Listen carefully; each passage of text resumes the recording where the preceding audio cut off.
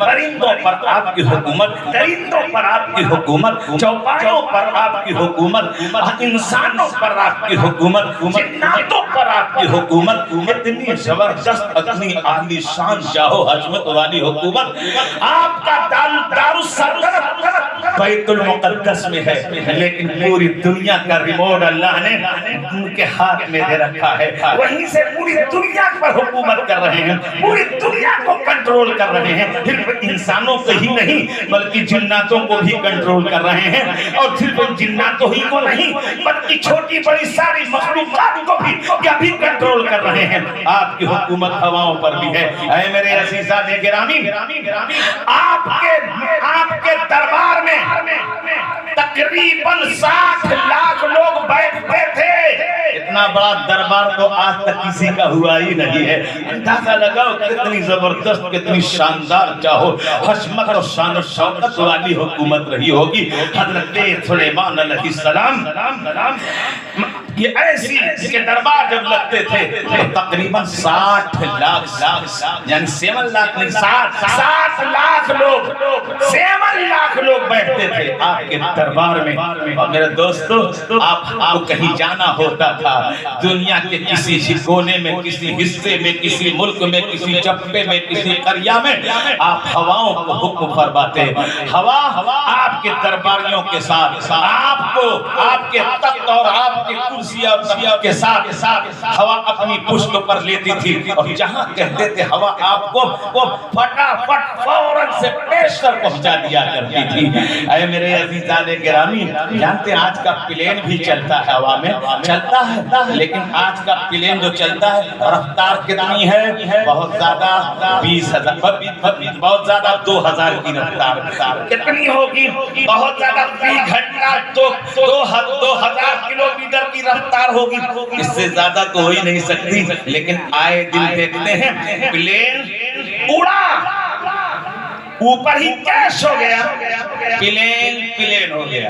آپ اکثر دیکھتے ہیں کتنے لوگ بیٹھتے ہیں؟ زیادہ سے زیادہ 1,000 1,200 زیادہ، اس سے بڑا تو کوئی پلین ہی نہیں ہے۔ لیکن آئے دن پلین ہو رہا ہے، آئے دن پلین ہو رہا ہے، کبھی اڑنے کے بعد پلین، کبھی نیچے آ کر نیچے پلین ہو گیا۔ لیکن ایک حضرت سلیمان علیہ السلام کا بھی پلین تھا کہ دیکھو صرف 100 آدمی نہیں، 200 آدمی نہیں، 1000 آدمی نہیں، لاکھ نہیں، 7 لاکھ 7 لاکھ آدمی اس پلین پر بیٹھتے تھے، اور اس کی رفتار تقریباً لگ بھگ 25,000 میل کی رفتار سے وہ چلتا تھا۔ اور آج تک کوئی روایت ایسی نہیں آئی ہے کہ وہ پلین کبھی ڈسبیلنس ہوا ہو، کبھی کسی پہاڑ سے ٹکرایا ہو، کبھی وہ کریش ہوا ہو، کبھی وہ برباد ہوا ہو۔ ہاں وہ پلین چلتا تھا، بالکل پلین چلتا تھا، اور کہیں بھر وہ ڈسبیلنس نہیں ہوتا تھا، ایسا وہ پلین تھا۔ اب اندازہ لگاؤ میرے دوستو، ایسی حکومت کتنی پیاری حکومت رہی ہوگی حضرت سلیمان علیہ السلام کا۔ ایسے ہی دربار لگا ہوا ہے، پورا مجمع بیٹھا ہوا ہے، سارے لوگوں کی نگاہیں حضرت سلیمان علیہ السلام کے چہرے پر مرکوز ہے۔ اتنے میں حضرت ملک الموت حضرت عزرائیل علیہ السلام حضرت سلیمان علیہ السلام سے ملنے کے لیے تشریف لائے، آپ کی بارگاہ میں سلامی دینے کے لیے حاضر ہوئے۔ اور جیسے ہی حاضر ہوئے، سلامی پیش کی، سارے درباریوں کی نظر حضرت ملک الموت علیہ السلام کی طرف بڑھ گئی۔ سب لوگ حضرت ملک الموت علیہ السلام کو دیکھ رہے ہیں، پوری توجہ ملک الموت علیہ السلام، پوری توجہ حضرت ملک الموت علیہ السلام کے چہرے پر مرکوز ہے۔ میرے دوستوں اور عزیزوں، اتنے میں ہر شخص ڈرا ہوا سہما ہے، سہما ہوا خوف زدہ ہے، سب کے چہرے پر خوف و دہشت سے ہوائیاں اڑ رہی ہیں، سارے لوگوں کے چہرے کے رنگ بدل رہے ہیں۔ آپ کا ایک چہیتا درباری اسی محفل میں بیٹھے ہوئے تھے کہ اتنے میں ان کی نظر حضرت سلیمان علیہ السلام کو چہیتے درباری کے چہرے پر حضرت ملک الموت علیہ السلام کی جب نظر پہنچتی ہے تو ایک اسی کی طرف دیکھ رہے ہیں، پوری توجہ سے اس کی طرف دیکھ رہے ہیں، اور جب اس درباری نے آپ کو دیکھا ہے تو اور خوف زدہ ہو گئے۔ اپنے آپ کو بچانے کے لیے حضرت سلیمان علیہ السلام سے دعائیاں دی اور ان کے قریب پہنچے، کہنے لگے حضرات دیکھیے ملک الموت علیہ السلام جب سے آئے ہیں ایک نظر مجھ کو دیکھ رہے ہیں، بس پوری توجہ سے مجھ کو دیکھ رہے ہیں، ایسا لگتا ہے کہ آج میری زندگی کا آخری دن ہے، ایسا لگتا ہے آج میری زندگی کا چراغ بجھ جائے گا، ایسا لگتا ہے آج میری بیوی بیوہ ہو جائے گی اور میرے بچے یتیم ہو جائیں گے، حضور مجھے بچا لیجئے، ابھی میری عمر ہی کیا ہے، ابھی میں مرنا نہیں چاہتا۔ اتنے میں حضرت سلیمان علیہ السلام نے فرمایا درباری سے بول تو بچے گا کیسے؟ تو اس نے کہا حضرت بچنے کی بہت ساری ترکیبیں تو ہیں لیکن ایک ترکیب میرے ذہن میں بڑی شاندار آئی ہے۔ آپ نے فرمایا وہ بتا تو بچے گا کیسے، کون سی شاندار ترکیب تیرے ذہن میں آئی ہے؟ کہنے لگا حضرت آپ کی حکومت ہواؤں پر بھی ہے، آپ ہواؤں کو حکم فرمائیے وہ آئے اور مجھے آن کی آن میں ہندوستان کی سرزمین پر پہنچائے۔ آپ کہیں گے اس وقت ہندوستان یہ دیش تھا کیا؟ تو یہ ہندوستان اتنا پرانا دیش ہے، اتنا پرانا دیش ہے کہ اس دیش میں سب سے پہلا انسان جو جنت سے حضرت آدم علیہ السلام آئے ہیں، سب سے پہلا انسان اسی سرزمین پر نازل ہوا ہے۔ جنت سے حضرت آدم علیہ السلام اسی ہندوستان کی سرزمین پر قدم رنجا فرمایا ہے۔ حضرت سلیمان علیہ السلام سے انہوں نے کہا حضرت ہم ہندوستان کی سرزمین پر جانا چاہتے ہیں، رات سمندر پر حضرت ملک الموت کو پتہ بھی نہیں چلے گا، ہم چلے جائیں گے، بچ جائیں گے۔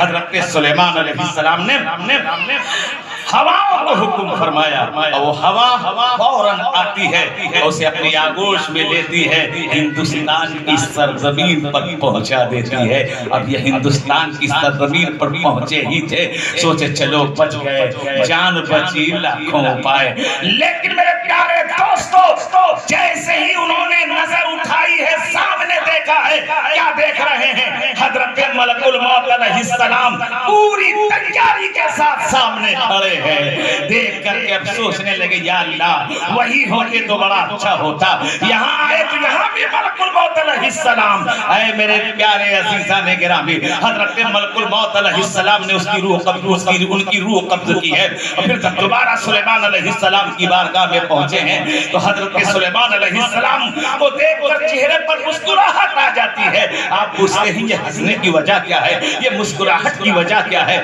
تو ملک الموت علیہ السلام کہتے ہیں اے اللہ کے پیارے رسول، آپ نے جس درباری کو ہندوستان کی سرزمین پر بھیجا تھا، یعنی یہاں سے 7 سمندر پار اتنی دور بھیجا تھا، اس کی روح قبض کر لی گئی ہے۔ اے میرے پیارے عزیزان گرامی، اب حضرت سلیمان علیہ السلام پوچھتے ہیں یہ تو بتاؤ جب اس کی روح قبض کر لی تھی ہندوستان کی سرزمین پر تو یہاں کیوں اسے آپ توجہ سے دیکھ رہے تھے، یہاں کیوں پوری نظریں گڑا کر کے دیکھ رہے تھے؟ تو آپ فرماتے ہیں یعنی ملک الموت علیہ السلام فرماتے ہیں دراصل بات یہ ہے کہ میں آپ کی بارگاہ میں سلامتی کے لیے حاضر ہوا تھا، اور جب میری نظر آپ کے اس شہید درباری پر پڑی ہے تو میں سوچنے لگا، کیونکہ اللہ نے مجھے حکم فرمایا تھا کہ اس کی روح قبض کرنا ہے، فلاں دیش میں یعنی ہندوستان کی سرزمین پر قبض کرنا ہے۔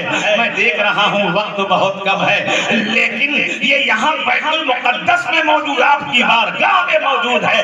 اب یہی میں سوچنے لگا یا اللہ یہ وہی ہے یا کوئی دوسرا تو نہیں ہے، اسی لیے میں غور سے دیکھ رہا تھا یہ وہی ہے یا کوئی دوسرا تو نہیں ہے۔ لیکن حضور جب یہ ہندوستان کی سرزمین پر پہنچے پہنچا ہے میں نے اس کی روح قبض کر لی ہے، اس لیے کہ میں اپنے وقت مقررہ پر جب ہندوستان کی سرزمین پر پہنچا ہوں تو اس کو وہی میں نے پایا ہے۔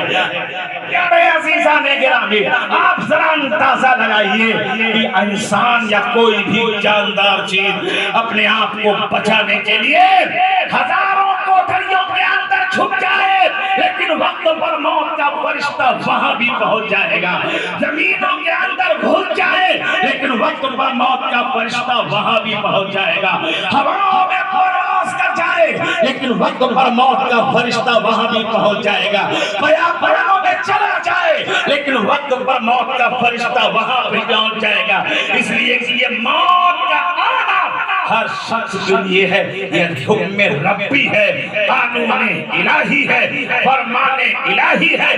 کل نفس ذائقۃ الموت، ہر نفس کو موت کا مزہ چکھنا ہے، کوئی بھاگ نہیں سکتا، سب کو موت آنی ہے۔ اور جب یہ بات کنفرم ہے، کوئی موت سے بھاگ نہیں سکتا، کوئی موت سے فرار نہیں ہو سکتا، تو اب موت کی تیاری کیجیے، اس لیے کہ قبر میں یہ دولت نہیں جائے گی، یہ ثروت نہیں جائے گی، یہ حکومت نہیں جائے گی، یہ پاور نہیں جائے گا، یہ خزانے نہیں جائیں گے۔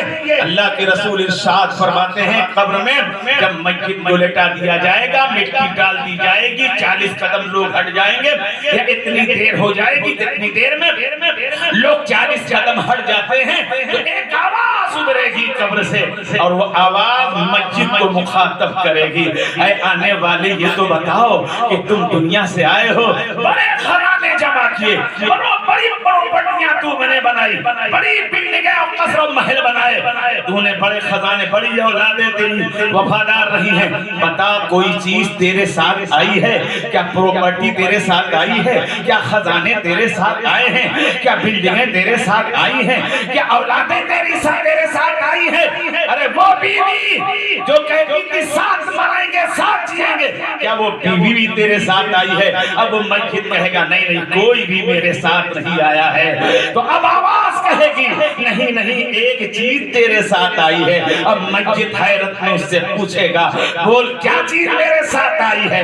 تو وہ آواز کہے گی تیرا اعمال تیرے ساتھ آیا ہے، تو نے اگر اچھے اعمال کیے ہیں تو تیرے اچھے اعمال تیرے ساتھ آئے ہیں، تو نے اگر برے اعمال کیے ہیں تو تیرے برے اعمال تیرے ساتھ آئے ہیں، اور اگر تو نے اچھے اعمال کیے ہیں تو یہی تیری قبر جنت کا نمونہ بنا دیا جائے گا، جنت کی کھڑکیاں لگا دی جائیں گی، جنت کا گہوارہ بنا دیا جائے گا، اور برے اعمال کیے ہیں تو تیری یہی قبر جہنم کا گڑھا بنا دیا جائے گا۔ تو اے میرے پیارے عزیزان گرامی، اس دنیا میں ہم ہیں، سوچتے ہیں بہت رہیں گے، سب کچھ کر لیں گے، صرف دنیا کی تیاری کر رہے ہو، نہیں صرف دنیا کی ہی تیاری نہ کرو، موت کو یاد کر کے آخرت کی بھی تیاری کرو۔ وما علینا الا البلاغ وآخر دعوانا الحمدللہ رب العالمین۔